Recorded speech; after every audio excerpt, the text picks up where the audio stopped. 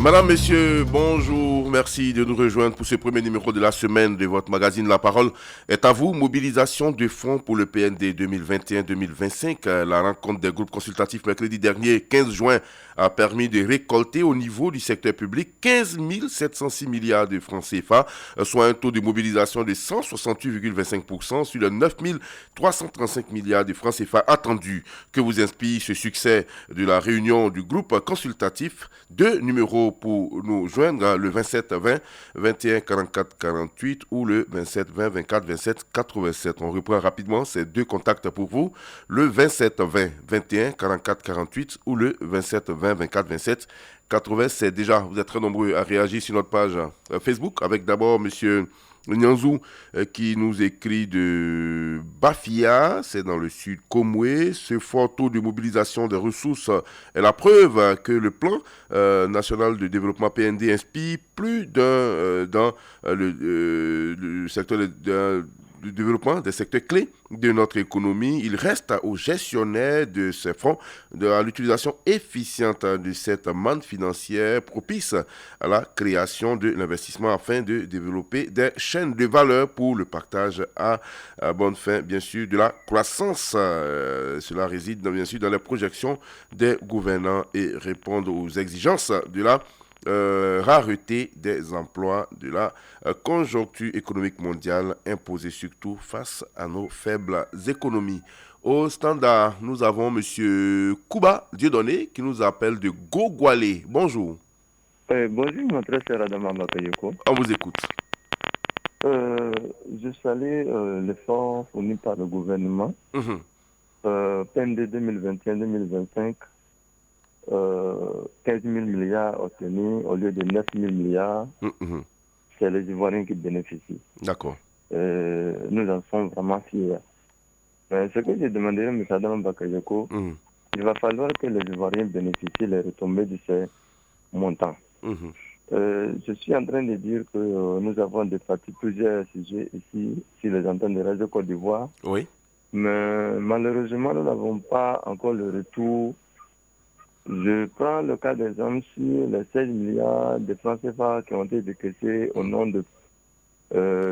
d'encouragement des planteurs, c'est-à-dire des agriculteurs qui ont été victimes de la Covid-19. Oui.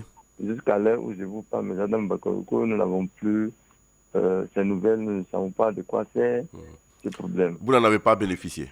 Non, pas encore. Donc, je demanderai vraiment au gouvernement, en tout cas le montant est déjà là, mais il va falloir qu'il y ait le suivi. D'accord. Et que tous les différents secteurs, je prends vraiment le secteur privé, il faut que l'État de Côte d'Ivoire pense au secteur privé. D'accord. Vous savez, oui. En Côte d'Ivoire ici, je pense que c'est le secteur privé vraiment qui comment je vais dire, qui développe. Oui, c'est le moteur de l'économie, bien sûr. Okay. Donc, ça veut dire qu'il faut que l'État de Côte d'Ivoire pense à ça, et pour que aussi les paysans aussi puissent aussi bénéficier de ces retombées. D'accord, c'est bien noté. Voilà. Monsieur Kambou, c'est bien cela, Dieudonné de Gogwalé, qui est revenu bien sûr sur le fonds Covid. Il dit que certains paysans n'ont pas bénéficié de ce fonds-là. Bon, je pense que les gouvernants sont à l'écoute. Le ministère en charge de l'agriculture certainement prend des dispositions pour l'effectivité de ce financement. Monsieur Yamana nous appelle de Bako, c'est vers Odiéné. Bonjour. Oui, bonjour l'ami, bonjour toute la Côte d'Ivoire. On vous écoute. Bon, monsieur Adama, sincèrement, c'est la manière dont les gens nous donnent promptement l'argent, là. C'est ça même qui m'impressionne. Si on est mauvais, on est faux, là, on ne peut pas te faire ça. Ceux qui donnent, là, ils sont très intelligents, ils savent pourquoi ils donnent et à qui ils donnent. Sincèrement, ça veut dire que la Côte d'Ivoire, c'est un pays, nous-mêmes, on est Ivoiriens, mais on doit montrer que la Côte d'Ivoire, c'est vraiment un pays que tout le monde entier respecte. Entre nous, il faut qu'on se respecte pour ne pas gâter ce pays-là. Ça, c'est la première impression. La deuxième, c'est que l'utilisation, on a donné, c'est pour des projets.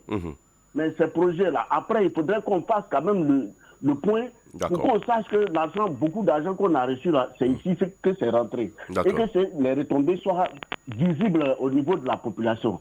Mais quand je prends par exemple le cas des 4 milliards au niveau de la FIF, jusqu'à aujourd'hui, on n'a pas encore eu le point, et alors que tout ça, c'est l'argent du contribuable. D'accord. Ça, c'est encore plus important même, hein, qu'on fasse un bilan de ça. Okay. Les Ivoiriens attendent ça. Je sais que beaucoup d'Ivoiriens attendent le bilan de cette somme-là. D'accord. Mais pour le PND, sincèrement, c'est un record. Je ne sais pas comment on peut qualifier ça. D'accord. Merci beaucoup à vous, merci monsieur. Merci au chef de l'État et à tout son gouvernement. Merci beaucoup à vous. Bonne journée à Bako. Vers Odiné et pour votre contribution avec ce clin d'œil à la Fédération ivoirienne de football sur la justification des 4 000. Je crois que l'équipe de Vérité des Sports reviendra sur ce sujet. On part maintenant, on revient ici à Abidjan, précisément à Bobo, avec M. Doumbia Kalilou. Bonjour. Allô, bonjour monsieur. On vous écoute. Allô, bonjour monsieur. On vous écoute, M. Doumbia. Moi, c'est M. Doumbia Kalilou, j'appelle d'Abobo. D'accord, je l'ai déjà dit. On y va. Voilà. En fait, mon problème, c'est quoi? C'est que tout ce qui se passe, les colloques au niveau de mobilisation des fonds, voilà. En fait, j'écoute beaucoup la radio Côte d'Ivoire, je regarde ça à la télévision, on entend plein de choses au niveau de la mobilisation. Mais le gros souci, c'est quoi? Alors, je ne sais pas où vous êtes, M. Doumbia, mais on a un bruit. Le gros souci, c'est quoi? Moi, mon problème est que toutes ces mobilisations, il faudrait que, comment on appelle ça, l'objectif visé là, il faut que la population en bénéficie beaucoup. D'accord. Ok. Les retombées directes sur la population, c'est bien ça. Voilà, les retombées directement sur la population. Parce que bon, on entend, on parle de colloques, au niveau de mobilisation des fonds, à chaque fois on regarde la télévision. Mais vous ne les voyez pas. Non. Monsieur Doumbia, vous habitez à Bobo?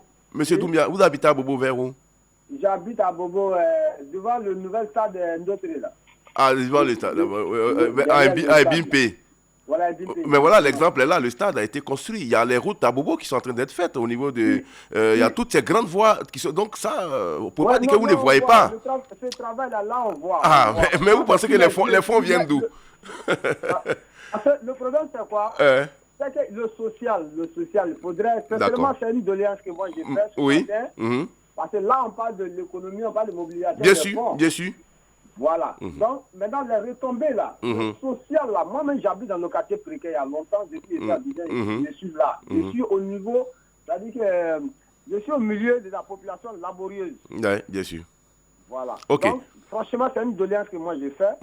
Qu'est-ce que vous voulez faire? Qu'est-ce que vous voulez voir concrètement moi, ma doléance, c'est quoi? Parce que moi, je parle de social toujours. Oui, le social, expliquez-nous, on ne comprend pas forcément. Le social, c'est-à-dire que au niveau du coût de la vie, parce que là, les mobilisations, ils sont en train de faire des fonds. Là.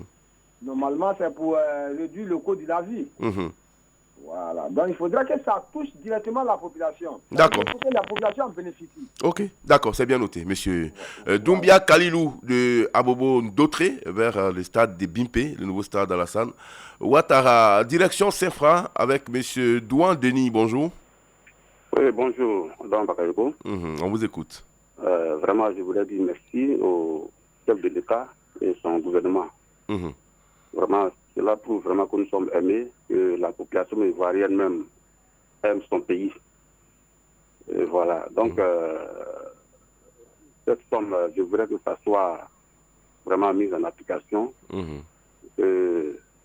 On voit effectivement le travail que ça fait. D'accord. Voilà. Et tout à l'heure, il y a un de mes prédécesseurs qui a dit la manière comment on nous fait le bilan actuellement, ce que le pays a réussi.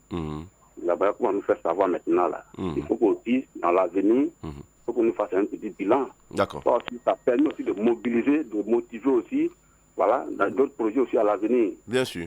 C'est comme ça, voilà. C'est une sorte de motivation. D'accord. Mais si on fait puis il n'y a pas de trace, on ne dit rien du tout, bon, c'est bon, c'est parti. Bon, prochainement, quand on va dire de faire ceci, bon, tout le monde a les bras croisés. Donc, c'est une sorte de motivation. D'accord. Donc, vraiment, je voulais aborder un peu d'assistance. Ok, donc vous souhaitez que le bilan soit public, sinon les donateurs... Voilà, effectivement, que ça soit public. Ok, c'est compris. Merci. Merci voilà, beaucoup. Vraiment, merci beaucoup, merci au gouvernement. Ok. Merci pour tout ce qu'il fait pour la Côte d'Ivoire.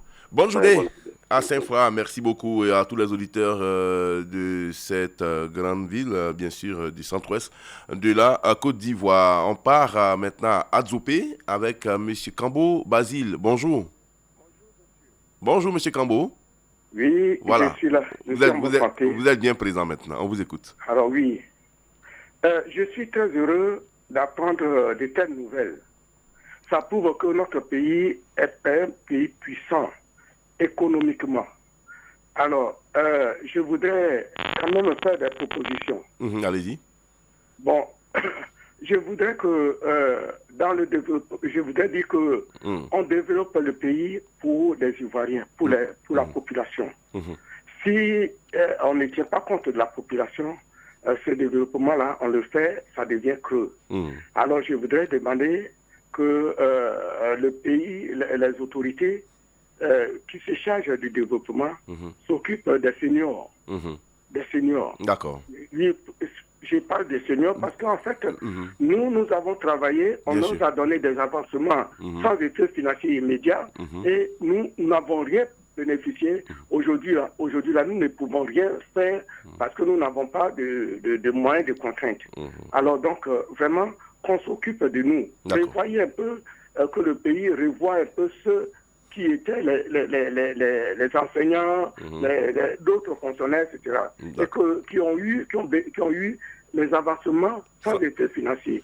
Nous mourons de faim, nous mourons de maladies, et on attend qu'il y a de l'argent et on ne s'occupe pas de nous. Alors vraiment, on voit le goudron. On voit le goudron que le pays construit. On voit les hôpitaux. Mais pour aller se faire soigner, il faut de l'argent. Alors je voudrais vous demander aux responsables d'utiliser cet argent-là aussi à soigner un peu les seniors pour que vraiment nous puissions avoir quelques années encore ou bien quelques mois de suivi. D'accord. Merci, M. Kambo Basile d'Azopé. Kambo Basile. Oui, Kambo Basile. Merci beaucoup. Bonne journée à Azopé. Il a donc un clin d'œil au gouvernement par rapport à la situation des retraités, partis donc à la retraite avec des avancements mais sans effet financier qui continuent d'attendre toujours, bien sûr, la réalité de ces effets financiers-là. On part à Sipilou. Retrouver M. Diomandé Mamadou. Bonjour. Bonjour, madame. On vous écoute. Bon, nous remercions le tout puissant Allah. Nous avons donné un monsieur comme président Hassan Ouattara, qui est un économiste confirmé et qui fait tout le possible pour l'émergence en Côte d'Ivoire. Donc, merci aussi à la Côte d'Ivoire qui met ces sujets comme ça chaque jour pour que la Côte d'Ivoire se développe. Donc, nous, la population de Sipilou, avec ces 15 000 milliards là, notre route là, nous inquiète. On a donné la route là, le goudron là. Du coup, Sipilou sera émergé aussi. Et puis, je pense aussi au gouvernement aussi de penser à la cherté de la vie. Vraiment, la vie est de trop chère. Pour manger même une fois par jour, c'est problème. Bien sûr. Donc, vraiment, on dit merci au président de la République, merci à son gouvernement, merci à la Côte d'Ivoire. Bon début de semaine, la paix, avec la paix et le vivre ensemble au fond du cœur. Merci à la Côte d'Ivoire. D'accord. Demandez Mamadou de Sipilou avec sa route, il y tient fermement. Je pense que les travaux ont commencé. On va croiser les doigts et puis patienter pour voir enfin ce bitume-là qui relie Sipilou au reste de la Côte d'Ivoire. Direction Zikisso. Monsieur Kofi Clément nous attend là-bas. Bonjour. Bonjour Bakayoko. On vous écoute. Allô? Oui, on vous écoute, Monsieur Kofi Clément. Comment vous allez? Oui, ça va très bien, merci. Bien, merci. Bon, je salue l'initiative. Car nous apprenons ce montant, tout le monde est heureux. Mais je voudrais que la population en bénéficie, surtout au niveau des paysans. C'est-à-dire tout est cher sur le marché. Donc si le gouvernement pouvait faire quelque chose, c'est-à-dire sur les phytos, tout ça là, et pour qu'on puisse au moins en bénéficier. Voilà, subventionner un peu cette partie-là. D'accord. Voilà. Les intrants, engrais, produits phytosanitaires, il faut subventionner pour qu'on puisse vous en sortir. D'accord. C'est ce que je voudrais dire. C'est bien noté, M. Kofi Clément. De Zikisso, qui souhaite qu'une partie de cette bande financière, bien sûr, serve à aider les paysans dans l'acquisition des intrants par la subvention de l'État. M. Diallo Seydou nous appelle Dani Bilekro. Bonjour. Oui, bonjour, Adama Bagayoko. On vous écoute. Le monde entier qui est devenu difficile aujourd'hui avec la guerre de l'Ukraine. 15 000 milliards pour la Côte d'Ivoire. La Côte d'Ivoire est un grand président, le président Ouattara. Mais sur le plan social, toujours on parle de mort abusant. Il pleut, les gens meurent partout. Et on enlève 2 000 milliards pour créer, c'est-à-dire un nouveau quartier à 80 km d'habitants, comme Djamia au Sénégal, pour permettre aux démunis de s'installer là-bas. avec beaucoup d'argent, a enlevé 1000 milliards pour aider la presse. Le 26 octobre dernier, le directeur général de la RTI disait qu'il veut que la radio arrive à Cocody. Tout le monde reste ensemble.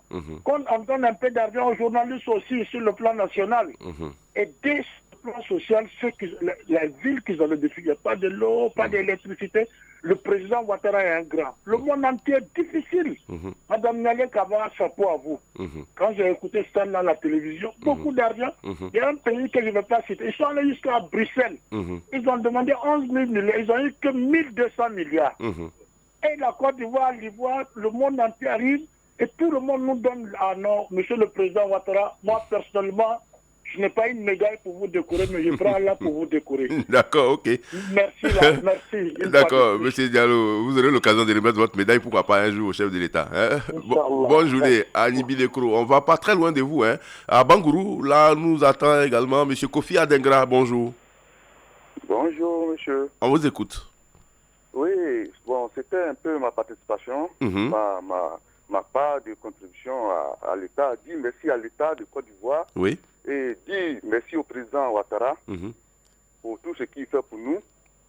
Et avec cette fonds, moi, mon avis, je souhaiterais que ça soit un peu départagé.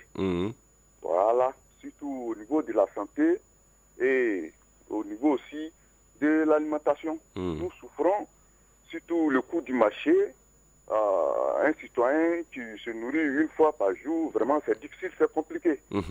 Donc, en tout cas, chez moi, je dis merci au président et voilà mon avis. D'accord, c'est bien noté. Monsieur Kofi Adengra, d'Abangourou, à l'est de la Côte d'Ivoire. On part à l'ouest, au sud-ouest, extrême sud-ouest maintenant, à Para, c'est vers Tabou, avec monsieur Nzi Aouya Lazare. Bonjour. Bonjour, monsieur Fradou Bakarikou. On vous écoute. Merci beaucoup. Oh là là, il était lancé. Ziaouya était lancé, malheureusement, nous l'avons perdu. On espère le retrouver. Vous pouvez nous rappeler. Valentin Kwasi, bien sûr, qui assure la partie technique, vous attend au standard pour votre prise de parole. Pour l'instant, quelques commentaires sur notre page Facebook avec monsieur Kwadio Daga Francis qui nous dit que ce succès explique la confiance des investisseurs vis-à-vis de l'État ivoirien. Vivement que cette manne puisse contribuer à l'amélioration des conditions de vie des Ivoiriens. Et puis, un autre auditeur, Dosso Vassougou, nous dit que la Côte d'Ivoire est engagée dans une réconciliation nationale qui favorise un climat propice pour les hommes d'affaires et nos dirigeants de mobiliser bien sûr un maximum de fonds pour le plan national de développement PND pour les projets en vue. Je souhaite que l'État favorise la création de certaines entreprises industrielles dans les zones rurales, à permettre également de lutter contre l'exode rural et favoriser le développement dans le rural pour le bonheur des populations. Signé Dosso Vassoukou qui est à Azaguié. Direction à Boissou avec M. Traoré Abdoulaye. Bonjour. Bonjour, monsieur Adama. On vous écoute. Oui, bon, moi je n'ai pas le sujet, mais ce que je voulais vous dire, c'est que nous avons un problème de la radio ici. La radio a une mauvaise qualité. Qualité à Boissou. Nous n'arrivons pas à suivre toutes les émissions. D'accord, ok. Voilà, il y a les coupures, bon, il y a trop de vent, bon, on ne comprend rien. Donc... D'accord, c'est compris. C'est compris. Maintenant, le sujet, bon, vraiment, il faut qu'on pense aux planteurs, quoi. D'accord. Ok. Voilà, les planteurs sont très, très, très démunis. C'est compris. Merci beaucoup, monsieur Traoré Abdoulaye, qui nous signale qu'il y a des perturbations sur les ondes de la radio Côte d'Ivoire à Boissou. Je pense que nos dirigeants sont... La réception de la radio, difficile à Boissou. Nos dirigeants sont à l'écoute. Les services techniques s'y attellent pour vous donner une meilleure qualité de son. Cela nous est également cher. On va terminer, je crois, à Yopougon avec monsieur Zou Gervais. Bonjour. Oui, bonjour, M. Adama Bakayoko. On vous écoute. Bon, moi, je crois bien qu'il faut infiniment dire merci au gouvernement en place, au président de la République et au Premier ministre, M. Assis Patrick. Et il faut dire déjà que le gouvernement fait suffisamment d'efforts. Et tous ces fonds qui arrivent, moi, je crois bien que je vais m'attarder un peu sur la cherté de la vie. Voilà, quand tous ces fonds arrivent, il faut que le gouvernement s'attelle à régler un peu la cherté de la vie, parce que les Ivoiriens se plaignent beaucoup. Donc je crois même que ces fonds peuvent servir aussi à régler cette cherté de la vie. Et puis, quand ces fonds arrivent, il y a un planteur qui se plaignait. Moi, je crois bien qu'il faut régler tous ces secteurs d'activité, là où on doit mettre l'accent, et pour que ces personnes-là soient complètement satisfaites. Et il faut aussi mettre l'accent sur le bilan. Il y a un auditeur qui a parlé de bilan. Parce que cet argent, c'est vrai de faire cette répartition, c'est vrai de contenter différents secteurs, mais je crois bien qu'il faut faire un bilan pour que les Ivoiriens soient au même niveau d'information.